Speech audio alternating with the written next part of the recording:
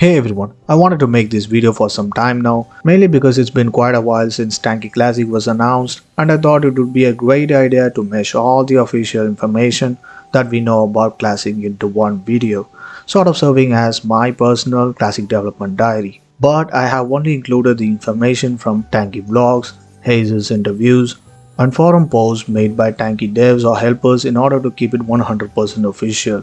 Also, every information is in chronological order, and I included video chapters for those who want to skip to the main information. Without further ado, let's get straight into it.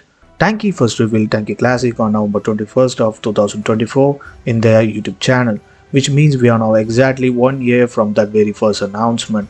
They just released a teaser with no explanation, but honestly, we all knew what it was the moment we saw it. They finally broke the silence in block 519, stating that Tankiclassic will remain a free project, meaning that the game will remain as a strict classic version of Tankionline. The game will be monetized via Premium Pass by turning it into an auto-renewable subscription like any other subscriptions such as Amazon Prime, ChatGPT Plus, etc. Tanki's head developer Hazel even mentioned that an entire month of Premium would cost the same as a single day of Premium in the current Tankionline. Only the Premium Pass owners will have the ability to create battles and will have access to all the chats in Classic. There will be 4 chat rooms inside the Classic version of the game: main lobby chat, clan chat, battle chat, and general battle chat. And out of this, only clan chat will be available for the people without Premium. You can still take part in battles without subscription, just can't create them. In the same episode, Hazel revealed that containers will be a part of Tankiclassic, but can be earned only through missions or caught like gold boxes, increasing its rarity. Also, he said that the paints will remain separated from the modules, but in Tankiclassic there will be only 4 protection modules.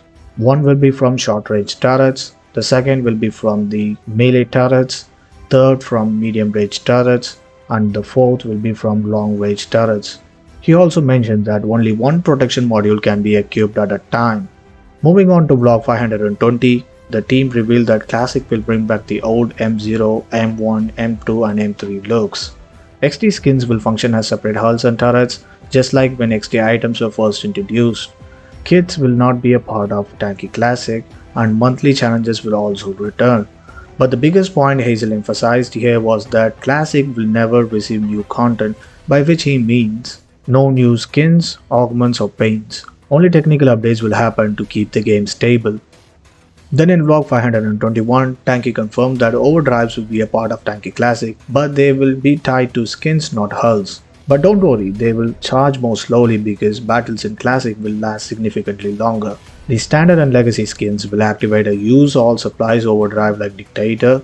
XT skins will have a Hunter's EMP OD, while Prime skins will have something similar to the Juggernaut's overdrive. These overdrives can be turned off entirely when creating a battle.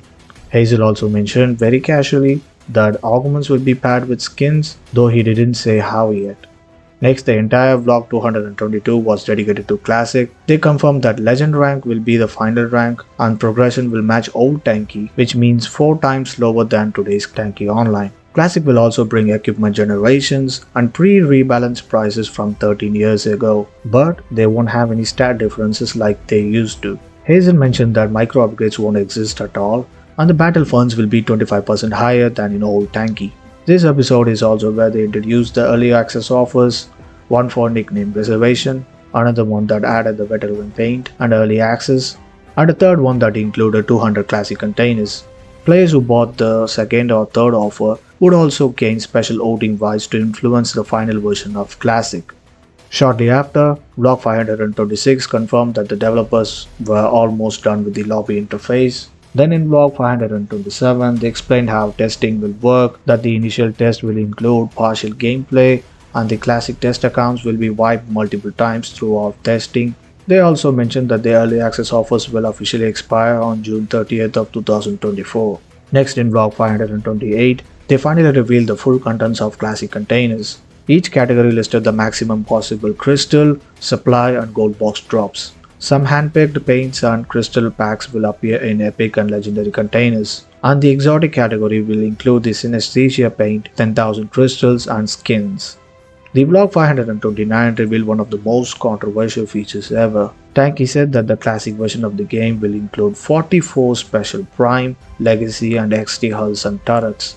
These skins are just for cosmetics. They include unique overdrives, built-in alterations, and small stat variations. Players can unlock them with crystals as you rank up, and they will also appear in containers. Also, they gave an idea on how much containers one can earn.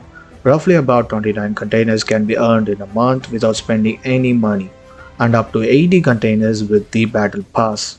All these skins will be available for purchase in the garage, with each skin costing roughly about the same amount it did in old Tanki, which tells us that the XT skins are going to average 100,000 crystals, Legacy around 150k and Prime about 230k, with the most expensive reaching nearly 300,000 crystals.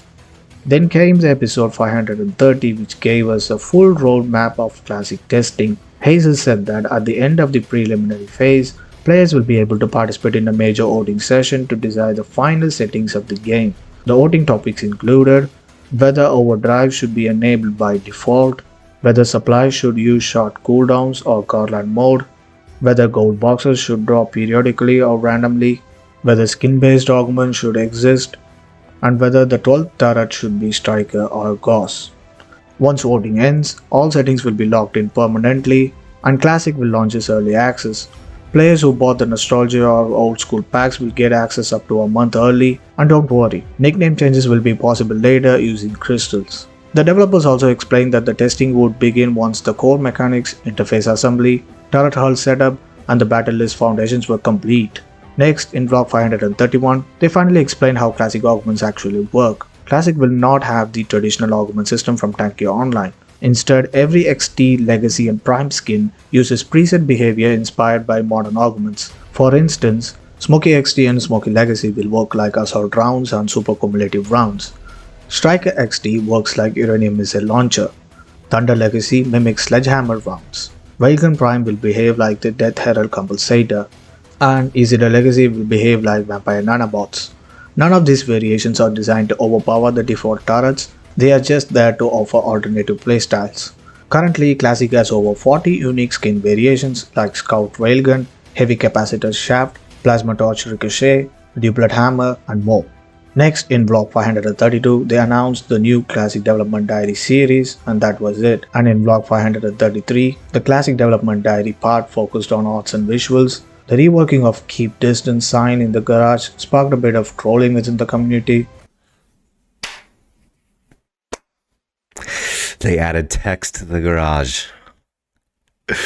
Massive update. They also confirmed that Tankiclassic was now listed on Steam in the same episode. Then Vlog 534 cleared up the entire reward system.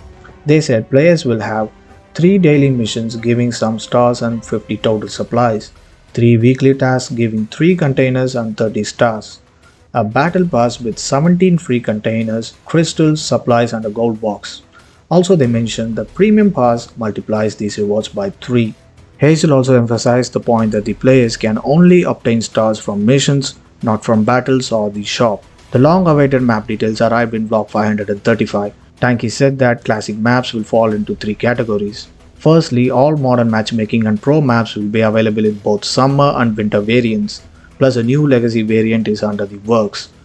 Secondly, the old variations from early Tanki maps like Breast 2 and Silence 2 will be back in Tankiclassic renamed with Roman numerals. And the last category will have some unreleased prototype maps such as Gallery, Kingdom, a Summoned Mountain, Tribute, etc., which I think is going to be very refreshing.